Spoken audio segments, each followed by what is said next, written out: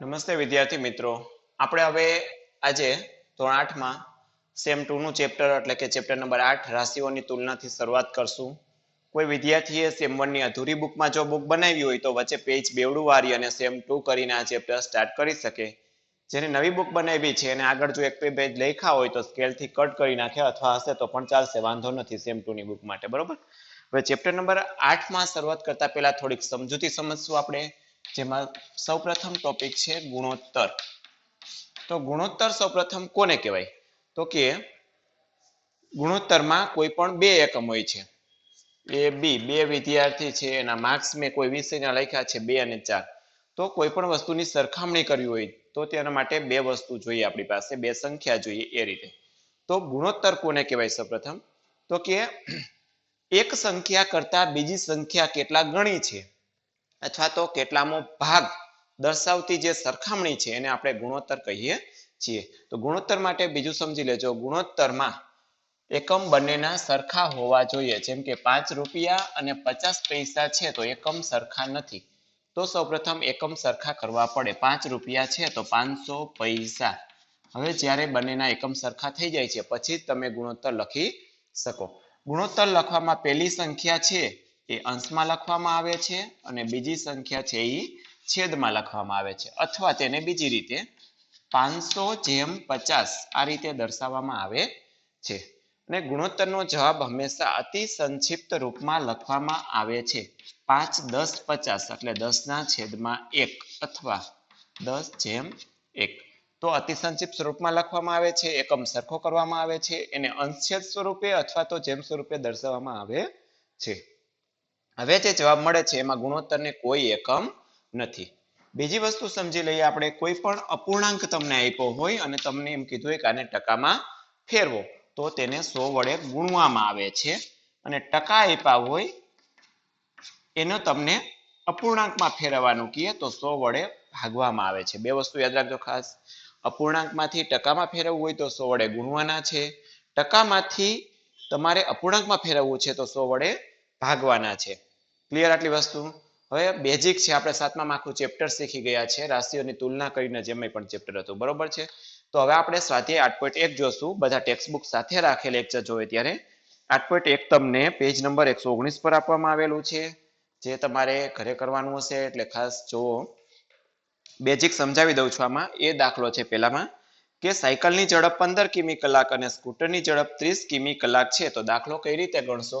તો સૌપ્રથમ આ રીતે લખવાનું, ગુણોત્તર બરાબર પેલું નામ જે છે પેલો એકમ એ ઉપર લખવાની પહેલી સંખ્યા, અને બીજી સંખ્યા હંમેશા ક્યાં લખવાની હોય છે? છેદમાં.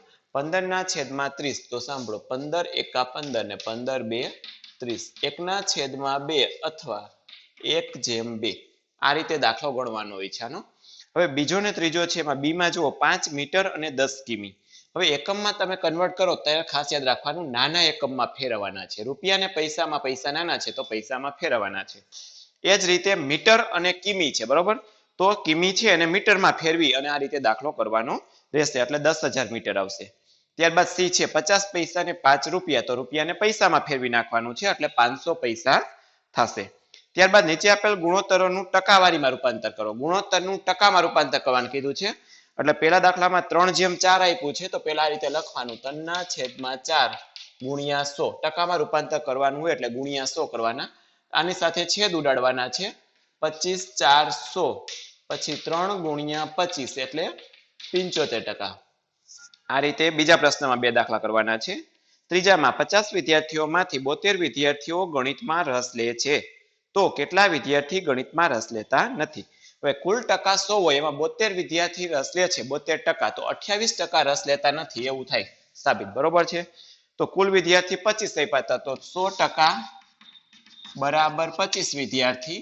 100% બરાબર કેટલા વિદ્યાર્થી થશે? 25. હવે રસ નથી લેતા એવા કેટલા વિદ્યાર્થી છે? 28%. કેમ કે 72% આપણને રકમમાં કીધું રસ લે છે, તો 100% માંથી 72% બાદ કરો તો વધશે 28%. ઓકે. પછી આની ત્રિરાશી ચોકડી ગુણાકાર કરીને ઉકેલ લઈ આવવાનો છે. એ જ રીતે ચોથો દાખલો છે, એક ફૂટબોલ ટીમ તેમણે રમેલી મેચમાં 10 મેચ જીતી હતી. જો તેમની જીતેલી મેચની ટકાવારી 40 હોય તો તેઓ કુલ કેટલી મેચ રમ્યા હશે? આ જ રીતે કરવાનું છે. 10 મેચ આપ્યા છે અને એની ટકાવારી આપી છે. તો આની ત્રિરાશી આ રીતે આવશે 40% બરાબર 10 મેચ તો કુલ ટકાવારી કેટલી હોય કુલ મેચ જોઈએ છે આપણે તો 100% બરાબર કેટલા મેચ આ આવશે તમારે ચોથા દાખલામાં આ છે ત્રિરાશી ત્રીજા દાખલાની બરોબર છે તો આનો ઉકેલ લઈ આવો એટલે તમને જવાબ મળી જશે ત્યારબાદ જો ચમેલી પાસે તેની રકમના 75% વાપર્યા પછી 75% વાપર્યા પછી તો 25% જ બાકી બચે ને તો 600 રૂપિયા વધે છે તો કે 25% બરાબર 600 તો કુલ ટકાવારી કેટલી હોય 100% કુલ રૂપિયા જોઈએ છે ને તો આ પાંચમા દાખલામાં છે જો 75% વાપર્યા પછી એની પાસે 600 વધે છે 75% વાપર્યા તો હવે એની પાસે ટકાવારી દ્રષ્ટિએ 25% વધ્યા હોય રૂપિયા 600 તો 100% એ કેટલા તો તમને કુલ રકમ મળશે ત્યારબાદ દાખલા નંબર 6 તો 6 માં શું છે પાછળના પેજે છે એક શહેરમાં કુલ વ્યક્તિમાંથી 60% વ્યક્તિઓને ક્રિકેટ 30% વ્યક્તિઓને ફૂટબોલ અને બાકીની વ્યક્તિઓને બીજી રમતો ગમે છે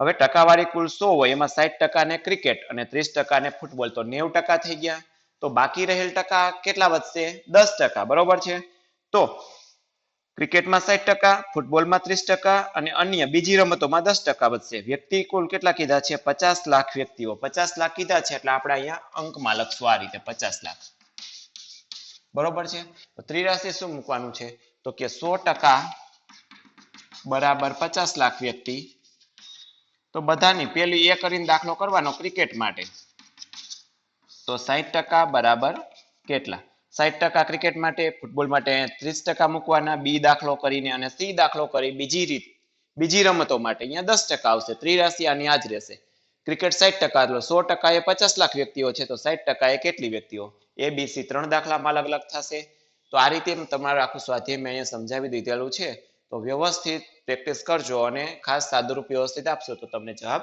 મળી જશે ઓકે થેન્ક યુ